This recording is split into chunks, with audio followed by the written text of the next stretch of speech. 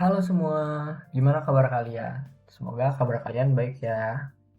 Di learning session hari ini, kita akan membahas dua hal yang sangat krusial sebelum kita benar-benar ngedevelop sebuah game, yaitu game mechanics dan core game loop. Pertama, kita mulai dari game mechanics terlebih dahulu. Jadi, apa itu game mechanic? Game mekanik adalah aturan dan sistem yang menentukan bagaimana player berinteraksi dengan game dan bagaimana game merespon interaksi tersebut. Sederhananya, mekanik itu adalah apa yang bisa dilakukan player dan apa yang terjadi setelah player melakukannya. Dari sinilah experience bermain terbentuk. Melalui mekanik, kita bisa mengatur seberapa challenging gamenya, bagaimana pacingnya, seberapa besar replayability-nya, dan bagaimana level dan environment mengarahkan player. Kalau kita ingin mulai mendesain game, langkah pertama yang bisa kita lakukan adalah bertanya, apa saja yang bisa player lakukan? Karena disitulah fondasi experience bermain dibangun. Core mechanic adalah inti utama dari game kita. Ini adalah aktivitas atau aksi yang akan player lakukan berulang kali selama bermain. Contohnya seperti movement system, combat, crafting, puzzle solving, ataupun resource management. Core mekanik inilah yang nantinya membentuk dasar dari gameplay dan menjadi fondasi dari core game loop. Saat mencari ide mekanik, kita tidak harus selalu mulai dari nol. Kita bisa mengambil inspirasi dari game lain, lalu memodifikasi, mengombinasikan, atau mix and match hingga menjadi sesuatu yang unik. Kalau masih bingung mau mulai dari mana, ada beberapa pertanyaan yang bisa kita tanyakan ke diri sendiri. Pertama, experience seperti apa yang ingin kita berikan ke player? Apakah relaxing seperti cozy game atau hardcore seperti game Souls-like? Lalu, apakah mekanik ini cocok dengan cerita yang ingin disampaikan? Jika kita ingin membuat game dengan atmosfer misterius dan naratif, mekanik yang terlalu fast-paced atau arcade bisa merusak tone cerita. Lalu, siapa target player kita? Jika targetnya pemain RPG yang suka storytelling, maka eksplorasi dan interaksi naratif bakal lebih cocok. Namun, jika target pemainnya FPS, maka mekanik yang fokus ke combat dan fast-paced action mungkin lebih tepat. Lalu, bagaimana mekanik di game yang mirip dengan game kita? Kita bisa mempelajari bagaimana sistem mereka bekerja dan mengapa gameplaynya tetap menyenangkan. Terakhir, apakah mekanik ini akan digunakan sepanjang game atau hanya di bagian tertentu? Jika mekanik tersebut adalah bagian dari core loop, maka player akan melakukannya terus-menerus. Dan yang paling penting, selalu buat prototype, karena mekanik yang terasa seru di kepala kita belum tentu terasa fun saat dimainkan. Selain core mekanik, ada juga yang disebut supporting mekanik. Supporting mekanik ini adalah sistem tambahan yang mendukung core mekanik tanpa mengganti inti gameplaynya. Contohnya, side quest, achievement system, equipment upgrade, atau relationship system dengan NPC. Supporting mekanik ini berfungsi untuk menambah variasi dan kedalaman, tapi bukan fokus utama gameplay. Core tetap menjadi pusatnya. Rules atau aturan adalah batasan yang mengatur bagaimana game bekerja.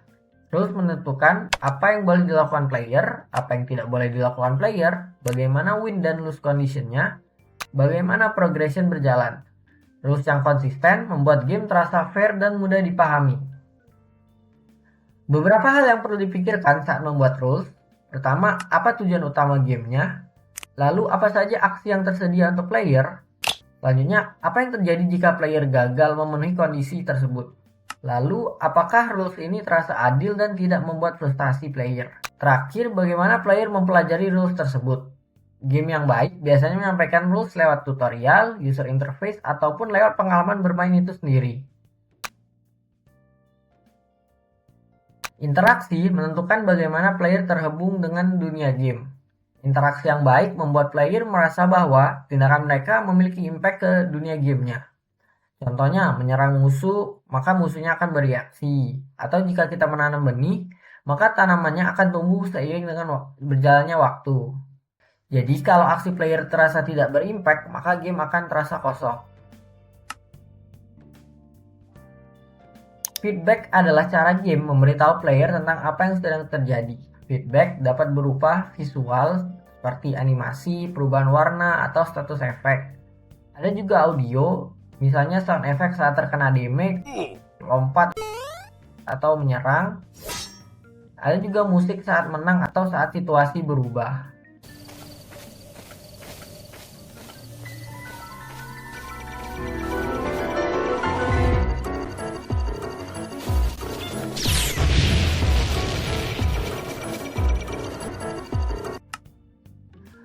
Ada juga kontekstual, di mana area baru terbuka setelah eksplorasi, dunia berubah setelah quest selesai, atau NPC bereaksi berbeda terhadap player. Tanpa feedback yang jelas, player akan bingung apakah aksi mereka ini berhasil atau enggak sih. Jadi dengan adanya feedback membuat sistem terasa lebih hidup. Progression memberikan player rasa perkembangan dan pencapaian. Ini bisa berupa leveling system, unlockables, skill tree, perkembangan story, ataupun membuka area baru. Saat mendesain progression, kita perlu memperhatikan beberapa hal ini. Pertama, pacing. Jangan terlalu cepat, namun jangan juga terlalu lambat. Karena jika terlalu cepat, membuat progression terasa tidak meaningful. Tapi terlalu lambat juga membuat player akan kehilangan minat bermain. Lalu ada variety. Berikan lebih dari satu jenis perkembangan atau progression, seperti experience point, collectible, story, atau unlockable area. Terakhir ada visible progress. Pastikan player bisa melihat progres mereka. Bisa melalui progress bar, skill tree, atau peta yang menunjukkan area yang sudah dieksplorasi. Progression yang baik membuat player ingin terus kembali ke game. Sebagai contoh, kita bisa melihat game Ooblets. Game ini menggabungkan farming, creator collection, dan juga life simulation. Core mechanics-nya meliputi farming system, creator collection, dan juga dance battle system berbasis kartu. Ada juga supporting mekaniknya meliputi crafting, exploration, quest system. Game ini juga menggunakan energy system sebagai batasan aktivitas harian. Jadi misalnya kita menggali tanah, menyiram tanaman, atau nge-sprint, itu bakal memakan energinya. Sehingga player harus mengatur strategi. Progression dapat terlihat dari seberapa banyak objek baru yang telah kita unlock, upgrade farm kita, ataupun membuka region baru. Jadi, Ooblets adalah salah satu contoh bagaimana menggabungkan beberapa genre bisa menciptakan experience yang unik, santai, tapi tetap memiliki kedalaman atau depth. Nah, setelah kita memahami sistem dalam game mekanik, sekarang kita masuk ke bagaimana semua sistem itu dirangkai menjadi pola aktivitas yang berulang. Di sini kita bakal bahas soal core game loop. Core game loop adalah sekumpulan aksi utama yang dilakukan player secara berulang-ulang selama bermain. Ini adalah pola aktivitas yang menjadi pusat dari experience bermain. Game loop yang baik memastikan bahwa setiap aksi mengarah ke aksi berikutnya, memberikan reward, atau membawa player ke awal siklus. Contohnya game Clash of Clans. Kalian pasti nggak asing dong, atau mungkin bahkan kalian sendiri main Clash of Clans. Kalau kita bedah, core loop dari Clash of Clans itu sebenarnya cukup sederhana dan sangat jelas. Loopnya itu bisa digambarkan seperti ini. Pertama, kita collect coins atau elixir dari gold mine atau elixir collector kita. Kita build atau upgrade base. Kita nge-train troops kita, serang base player lain, dapat resource yang lebih banyak lagi, lalu kita kembali ke collect dan build base kita. Di sini kita bisa ngelihat pola yang berulang. Player ngumpulin resource digunakan untuk bangun atau upgrade base. Base troop yang lebih kuat memungkinkan player menyerang lebih efektif, sehingga serangan memberikan lebih banyak resource, lalu siklus kembali lagi ke awal. Kalau disederhanakan, inti dari loop tersebut adalah collect, build, expand, and repeat. Memang ada banyak sistem lain di game Clash of Clans seperti clan system, war, event, dan progresnya lainnya yang lebih dalam. Namun semua sistem itu tetap berputar mengelilingi loop utama ini. Untuk menentukan core loop, kita perlu menjawab satu pertanyaan utama. Apa yang bakal player sering lakukan di game ini? Apakah mereka bertarung melawan musuh, mengumpulkan resource, menyelesaikan puzzle, ataupun membangun sesuatu? Aktivitas utama inilah yang menjadi pusat dari core loop. Semua sistem lain seperti progression, rules, feedback seharusnya mendukung aktivitas ini agar tetap menarik untuk diulang. Karena pada akhirnya player akan terus kembali ke aktivitas utama tersebut. Jadi kesimpulannya, game mekanik bukan hanya soal fitur, namun juga tentang bagaimana semua sistem saling terhubung dan membentuk experience bermain player. Dan core loop adalah fondasi dari gameplay itu sendiri. Dan core game loop adalah fondasi dari gameplay itu sendiri yang terus diulang oleh player. Jika core loop menyenangkan untuk diulang dan semua sistem mendukungnya dengan baik, maka game kita memiliki fondasi yang kuat. Karena pada akhirnya, game yang baik bukan hanya tentang apa yang bisa dilakukan player, tapi bagaimana mereka ingin terus kembali memainkannya.